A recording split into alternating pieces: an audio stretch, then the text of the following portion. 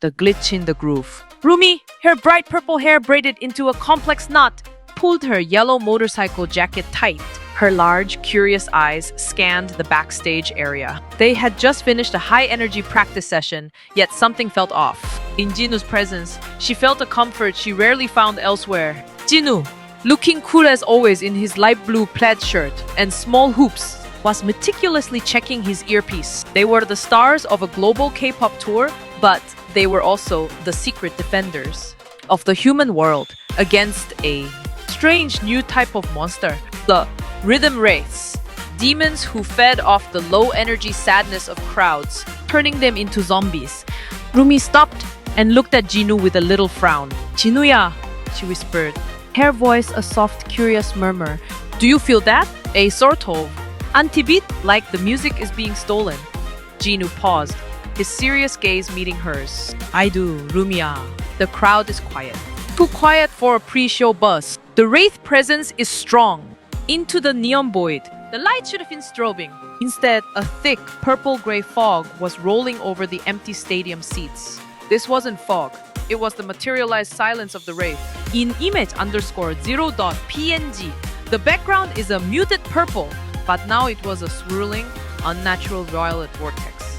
They followed the trail of the anti-beat, and it led them not forward, but down a spiraling staircase of negative light. Suddenly, the floor beneath them dissolved, and they were falling into a bizarre, inverted city made of neon lines and hollow buildings. It was the neon void, the Wraith's lair. Rumi landed gracefully, but her eyes were wider than before, filled with worry, just as they were in image_0.png. Jinu landed a bit harder, his hand going to his hip. "Stay sharp," he said, the serious, steady hand in her time of need. "They are here." The sword and the song. They were surrounded. Shapeless, shimmering wraiths drifted from the shadows, siphoning away the small amount of light in the void. They were slow but numerous, and their presence caused a deep, sad silence to grow. Rumi shivered, the silence weighing her down. I can't feel the beat," she whispered, her voice trembling, mirroring the vulnerability seen in image_0.png. Jinu didn't hesitate. He pulled the pendant of his small earring. It was not just an earring. It was a condensed energy key. With a flash, it expanded into a sleek, glowing blue K-blade, humming with pure energy. "Find your groove, Rumi. Let the music guide you," he commanded, his face a portrait of serious focus as he stood over her, already engaging a cluster of wraiths with precise, dance-like strikes. Seeing his resolve, Rumi's worry turned into fire. "My music," she thought. She clasped her intricate necklace chain, and it pulsed. A dazzling duet. Rumi started a low, rhythmic chant, which quickly grew into a powerful, melodic song. As her voice rose, the chain around her neck ignited, becoming a pair of glowing yellow and pink energy batons. She spun them, creating arcs of light that matched the beat of her song. Her eyes, so wide with worry moments ago, were now bright with a confident light, a stark and wonderful contrast to her expression in image_0.png. They were a whirlwind. Jinu's silent, precise blade cuts cleared paths, while Rumi's explosive light blasts and song disoriented the wraiths. The empty, quiet buildings of the void began to reflect their light, pulsating with a new, vibrant life. Rumi danced around Jinu, their movements a seamless fusion of combat and choreography. For the first time, they were fully in sync, their connection a force more powerful than any weapon. The wraiths, unable to process the joy and light, began to dissipate. Back in the spotlight, the void collapsed with a final, sonic boom chord, and they were backstage. The gray fog was gone. Below, they could hear the crowd roaring a pure, energetic buzz. Rumi let her batons fade and turned to Jinu, her expression now soft and smiling, a beautiful transformation from the worry seen in image_0.png.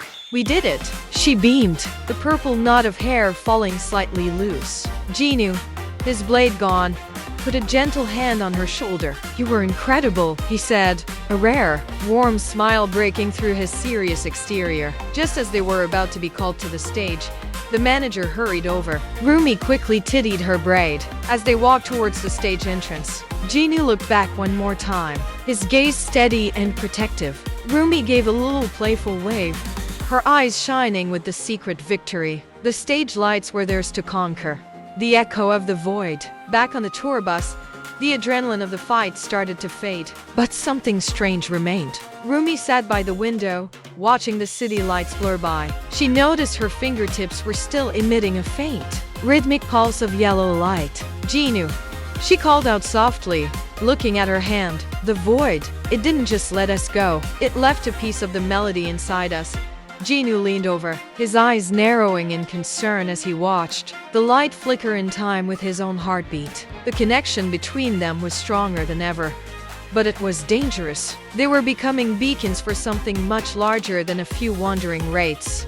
The unseen audience. The next concert in Seoul was supposed to be a standard performance, but as they stood on the stage, the atmosphere felt heavy, almost pressurized. Suddenly, the music tracks began to glitch, skipping and looping in an unnatural, distorted rhythm. The audience didn't notice, but Jinu and Rumi saw them shadowy, tall figures perched on the rafters of the arena. They weren't fighting, they were watching, their eyes glowing like cold, distant stars. "They're testing us," Jinu whispered through their hidden earpieces, his stance tense and ready for action. "They want to see if we can maintain the rhythm under pressure." Improvisation. Rumi realized that their pre-recorded backing tracks were useless. She gripped her microphone tight, her eyes locking onto Jinu's. "Forget the set list," she whispered. "We have to improvise. Create a new beat that they can't predict." Jinu nodded, his hand instinctively going to his earring key. As the heavy electronic bass dropped, they didn't follow the choreography. Instead, they moved with a chaotic, electric freedom. Rumi began to hum a melody that resonated with the frequency of their powers, creating a protective dome of sound around the stage, shielding the fans from the shadow's influence. The resonance battle, the shadowy figures descended, turning into crystalline spikes of darkness that rained down toward the stage. Jinu leaped into the air, his K-blade expanding into a wide, shimmering barrier that deflected the projectiles. "Ami, now!" he shouted. Rumi spun her yellow energy buttons, drawing patterns in the air, weaving the sound of her voice into solid lights. The battle looked like a high-stakes dance routine to the audience, who cheered wildly, unaware that every spin and kick was actually dismantling the dark energy, threatening to consume the arena. The unbreakable bond. With one final, synchronized leap, Jinu and Rumi struck the stage floor together, releasing a massive wave of harmonic energy that shattered the remaining shadows. The arena lights exploded back to life in a dazzling display of color, and the music returned to normal, clearer and more vibrant than ever. Exhausted but triumphant, they stood center stage, chests heaving, as the crowd erupted in thunderous applause. Rumi looked at Jinu, her exhaustion replaced by a glowing pride. They weren't just idols anymore. They were guardians, and as long as they had each other to keep the rhythm, no darkness could ever truly silence them. How are you enjoying the direction of the story so far? And would you like to see them face a specific villain in the next set of parts?